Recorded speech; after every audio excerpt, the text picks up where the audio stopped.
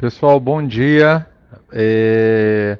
11 horas, né? Vamos esperar mais 2 minutinhos. As pessoas estão entrando aí na sala e a gente já em 2, 3 minutinhos estamos começando, tá bom?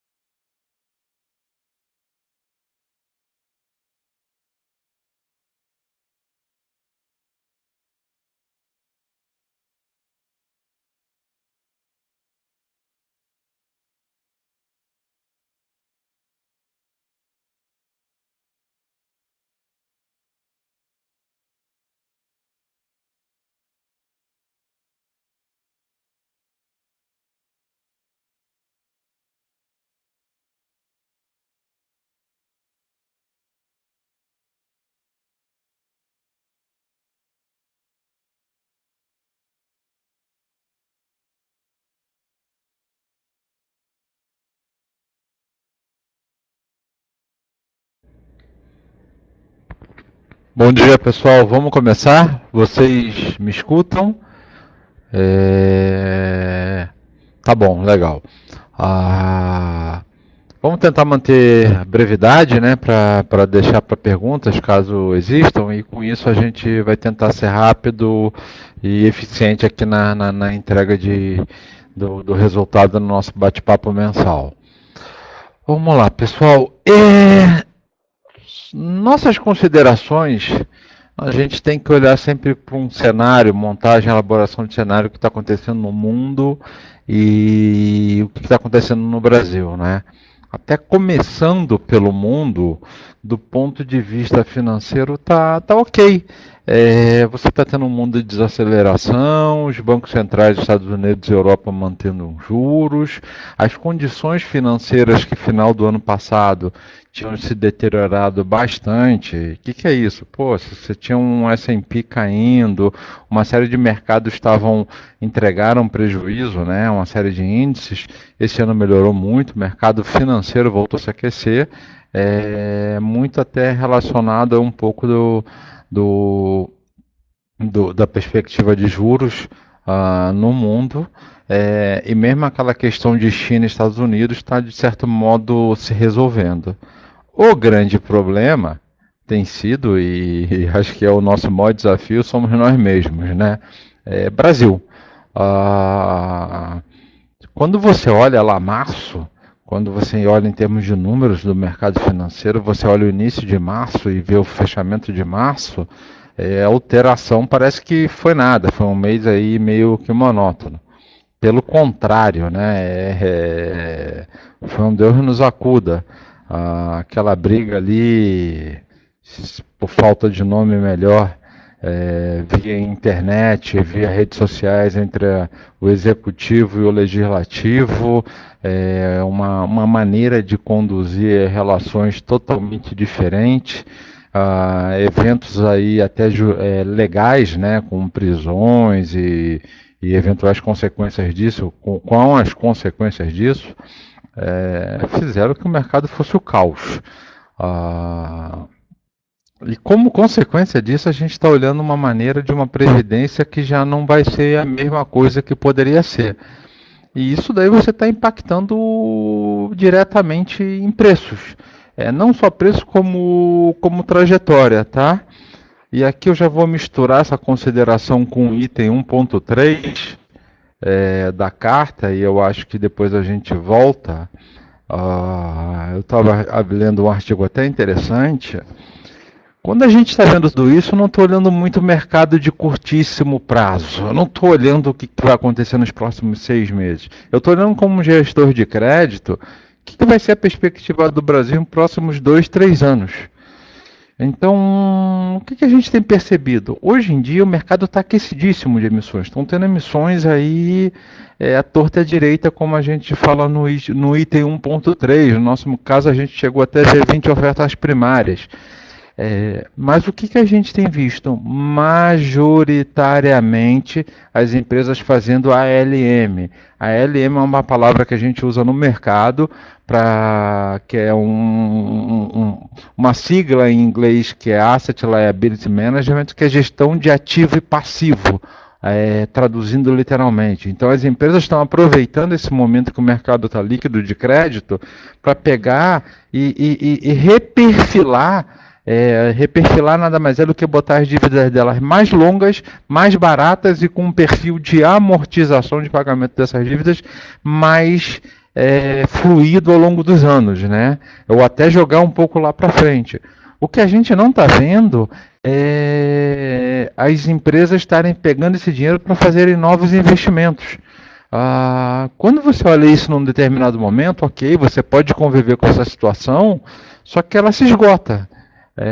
Realmente a função do mercado financeiro, uma das suas funções primárias do mercado de capitais, é você investir, pegar sua poupança, que no caso são dos investidores, e alocar no investimento primário que vai gerar riqueza no futuro. O que eu estou querendo falar?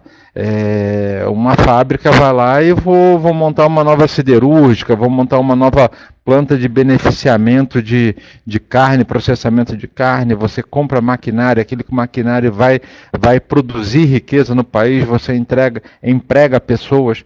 Isso não está acontecendo. E é isso que faz, é o grande motor do mercado de crédito. É você dar dinheiro para as empresas irem fazendo investimentos. Senão você volta para um crédito que é só capital de giro. Não é muito o nosso mercado. É capital de giro e você não tem nem spread suficiente hoje em dia para pagar as contas, né? É um outro tipo de mercado e muitas vezes você só ganha dinheiro se você baixar o nível de empresa, não o nível que a gente trabalha, vai mais para a empresa de middle market. Então, o que a gente quer é que essa reforma saia e que o empresariado tenha confiança, vai digerir o que aconteceu e vai tomar decisão de investimento. O empresário toma uma decisão de investimento só por um único motivo: lucro. Ele vê perspectiva de lucro na hora que ele está aplicando os recursos dele. Então, se você olhar o pico da capacidade de investimento no Brasil, se eu não me engano, foi 2013. E a gente ficou com um excesso de capacidade instalada que existe até hoje. Isso tem até uma sigla que é o NUSE, que o pessoal chama, que é o Núcleo de Utilização da Capacidade Instalada. Ela está muito abaixo do que deveria ser. Isso quer dizer que você tem espaço para crescer, sem gerar pressão de custo nas empresas e tudo mais. Parte disso já está se deteriorando, está depreciando, e você tem que fazer as coisas acontecer. O empresário não vai investir enquanto não souber o que vai ser. E o governo, na verdade, ele demonstrou o seguinte: eu estou numa volatilidade, numa inconstância, que a sinalização é ruim. Todo mundo retrai. Se eu já estou retraído desde 2013, ficar mais 6 meses retraído não é grande problema para mim. E é isso que a gente está olhando, essa dinâmica. Pessoal, o que vai acontecer? Na hora que tiver investimento, que for um dinheiro de capex, como a gente fala, que foi 2011, 12, 13, as taxas mudam, e mudam para melhor. Você está pegando uma empresa que está bem de balanço, ela está saudável, ela está com gestão, e essa empresa vai falar o seguinte: eu estou no auge da minha forma física e vou para as Olimpíadas. O que é ir para as Olimpíadas numa empresa? Fazendo analogia, eu vou pegar e vou construir um projeto novo, vou comprar alguém, vou ter que, para isso, pegar dinheiro no mercado de capitais. Dívida é a forma mais barata de se pegar dinheiro, e com essa dívida eu vou investir. E de repente eu vou ter que pagar um prêmio, porque eu vou criar uma alavancagem um pouco maior durante alguns anos, e eu vou pagar um prêmio para pegar muito dinheiro ao mesmo tempo. É isso que a gente gosta, é essa maneira saudável de dar crédito. E se isso não continuar acontecendo, isso não mudar, nós vamos ter esse mercadinho que é voo de galinha. Passa por uma fase que tem muita emissão agora, reperfilamento de dívida, e depois você tem um mercado que as empresas emitem menos. Então é isso que a gente está olhando, tá? E isso está batendo diretamente da maneira que a gente faz crédito. Como você tem muito dinheiro, muito fundo de crédito, muito investidor querendo dar dinheiro para a empresa, porque é a maneira mais direta de você conseguir gerar um alfa, um rendimento extra sobre o CDI com menor volatilidade, isso traz uma tranquilidade para o cliente na ponta que a gente sabe, todo mundo quer pegar e colocar em crédito para o cliente, até de uma maneira conservadora, né? Isso é correto, só que isso faz muito dinheiro. As empresas estão vendo isso. A gente está cansado de receber agora, o que está tendo de roadshow, a gente está recebendo ou conversando com as empresas, os diretores financeiros, CFOs, até chegam a dar risada, né? A gente pergunta para que você quer dinheiro, ele fala, cara, assim, eu quero dinheiro para mudar meu perfil, porque realmente o mercado está dando condições de reperfilar a dívida de uma maneira que eu nunca vi antes. E você olha com aquela cara é, não vou falar o nome aqui, né? Para o cara e fala, você está certo. Então, até numa relação de quem está dando dinheiro e quem está pedindo dinheiro, quem está pedindo dinheiro está mais forte.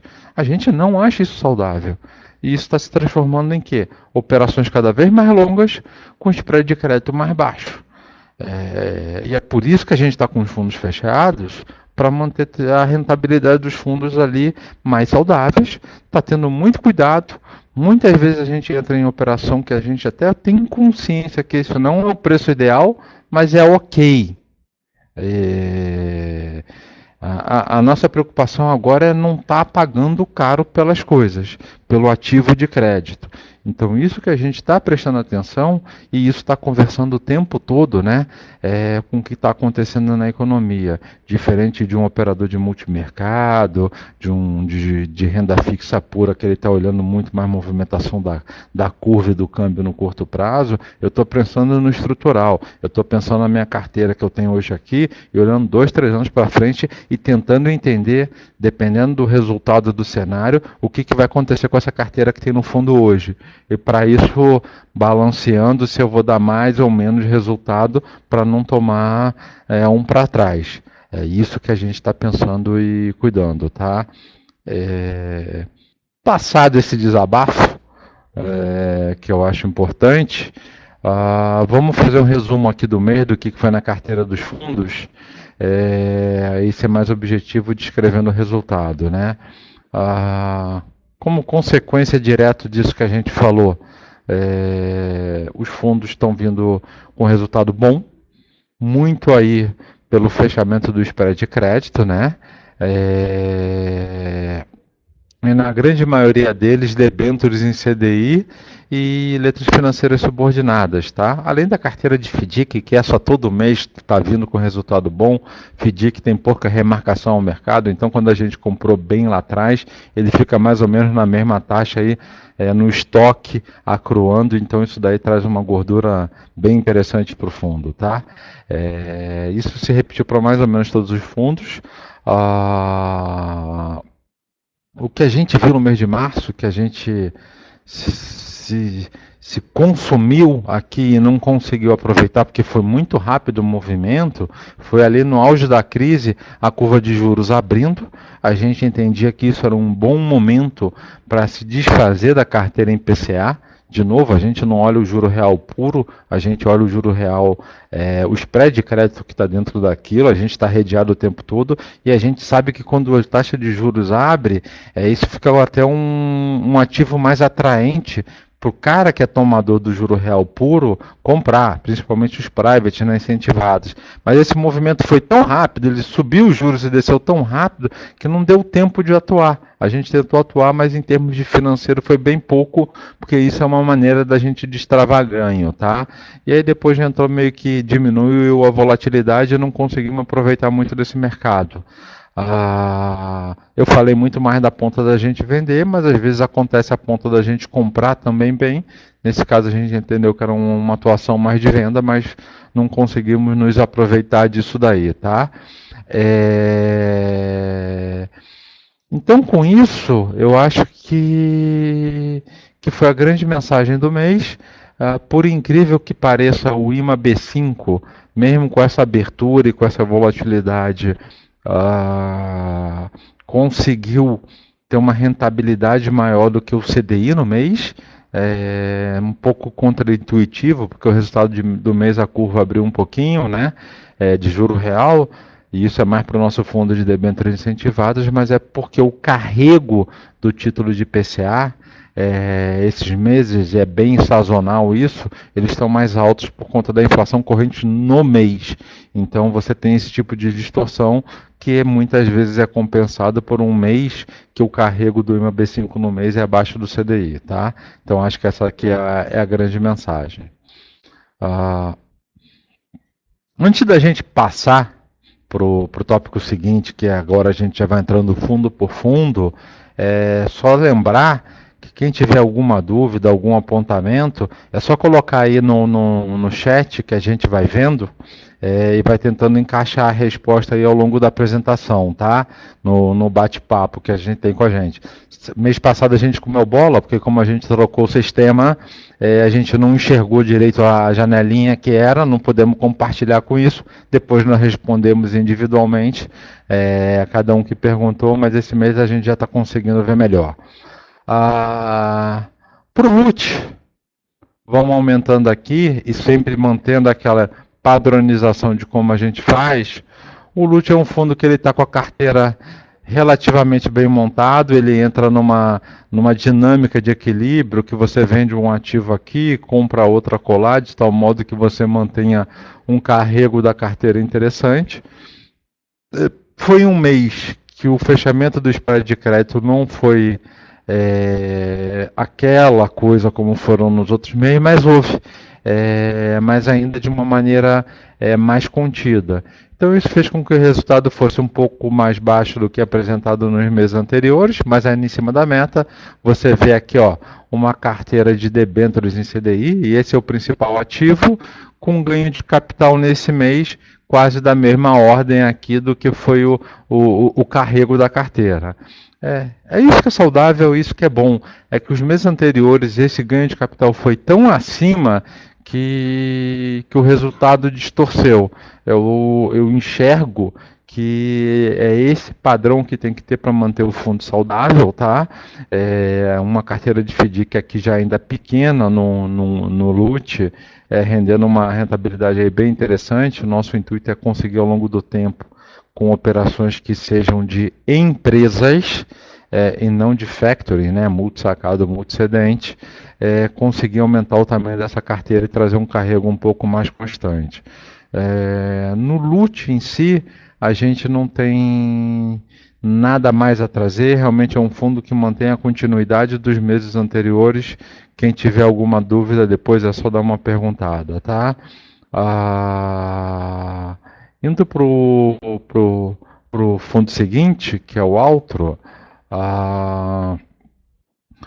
O Altro também foi em linha com o que a gente já explicou.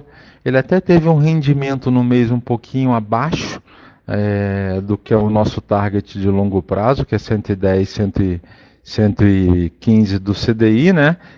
Eu vou aumentar aqui um pouco. Basicamente, por quê? A carteira dele de hedge consolidado foi uma carteira que, se você comparar com os meses anteriores, ela rendeu um pouquinho a menos, tá?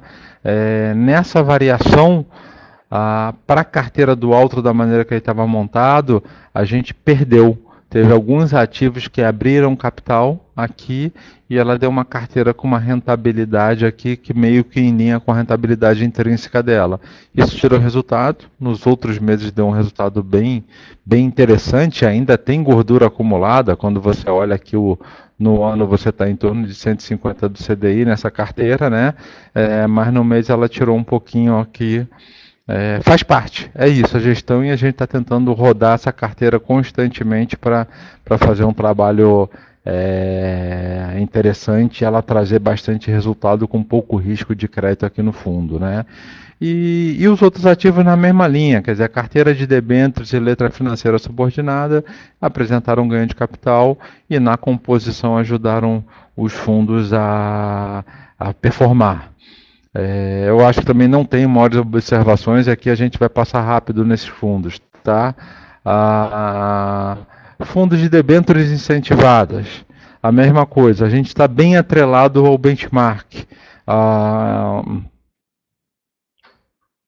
não vejo espaço para ter um excesso de ganho de capital via play de curva. O que é play de curva? É você fazer posicionamentos ou tomar uma posição, ficar com um risco de mercado muito maior do que o benchmark do fundo, ou fazer uma composição relativa de pontos da curva, que é uma maneira bem técnica. Quem tiver dúvida, depois a gente explica, pede para a gente que a gente liga e explica.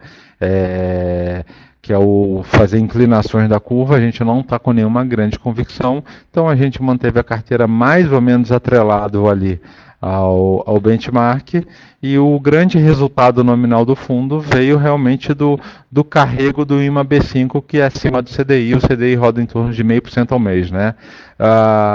Tanto no efeito curva como no efeito crédito, eu não tive grandes resultados.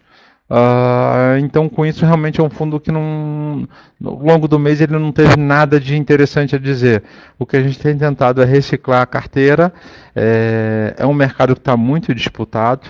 O que a gente está vendo são outras casas, além dos private bankings, né, que já fazem atuação nesse mercado de forma contundente em debêntures individuais. O que a gente está vendo é outras assets aumentando o tamanho dos seus fundos de uma forma até bastante grande. O fundo começa a ficar grande em relação ao tamanho do mercado, e a gente está vendo uma agressividade para comprar ativos e manter o fundo enquadrado, que a gente não quer participar dessa brincadeira, não. Vou dar um exemplo. 2 dias atrás, teve um book build. Uma empresa que é uma transmissora, uma operação bem interessante, que ela ainda estava dois acionistas grandes, ela ainda estava em fase do projeto, tinha a fiança desses acionistas, e ele estava querendo tomar empréstimo no papel. O papel acima da B tinha 200 e poucos pontos de spread de crédito. Facebook Build, é um papel longo, tá? O duration dele é equivalente a 2026 e ele tinha um resíduo na ponta que chegava até 2030, se eu não estou enganado. O Book Build nós fomos plenamente cortados, porque ele saiu com 70 bips de spread. O que eu leio disso? Carnificina. Alguém desesperado para comprar ativo, porque precisa ter ativo. Porque precisa ter ativo. Rasgando o dinheiro do cotista para dar conta de estar captando. Não. Não vamos participar desse jogo, não, tá? Preferimos ficar com fundo fechado, pequeno, mas não dá. Já vi isso. Apesar do cabelo aqui estar preto, já tem anos de estrada, não vou participar dessa brincadeira, não. Então aqui fica o recado da nossa postura de como a gente está enxergando o mercado, tá? Indo para a página seguinte, o fundo previdenciário, uma dinâmica extremamente igual à do alto. Então são fundos que o resultado estão vindo da carteira de FDIC, um pouquinho da inflação livre. A composição da carteira desse fundo, você vê que ele no RED consolidado, ele dá um resultado bem acima do que foi no Altro, né? O único ponto dele que foi um fundo que a gente fechou. E na hora que a gente anunciou que ia fechar, entrou muito dinheiro. Então eu fiquei com caixa muito alto. Esse caixa está comendo resultado do fundo.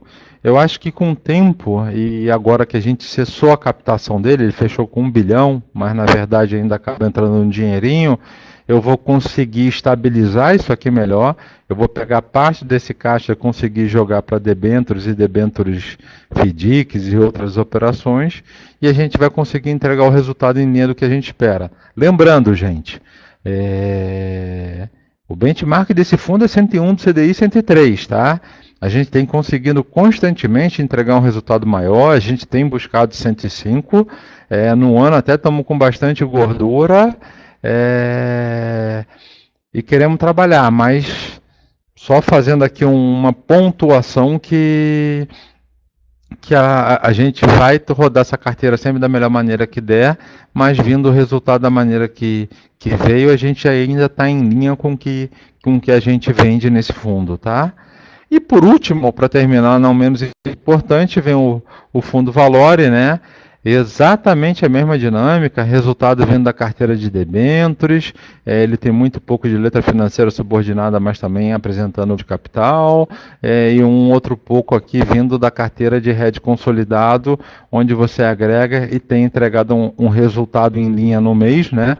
Foi um mês que foi um pouco mais fraquinho de resultado, mas com um ano ainda muito acima do que é o benchmark dos fundos. Então, acho que com isso a gente fecha.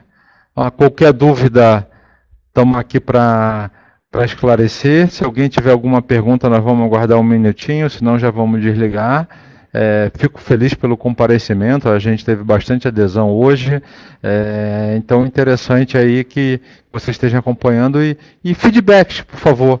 Eu acho que o nosso papel aqui é estar fazendo uma conversa com vocês, mostrando uma manutenção. Então, como ela é mensal, não vou ouvir com nenhuma profecia, mensagem bíblica aqui, não, longe disso. É só dar uma cor do que está acontecendo no mês a mês e com isso vai se criando um racional. Tá bom, gente? Obrigado aí pela presença. Bom dia e bom final de semana a todos. Tchau, tchau.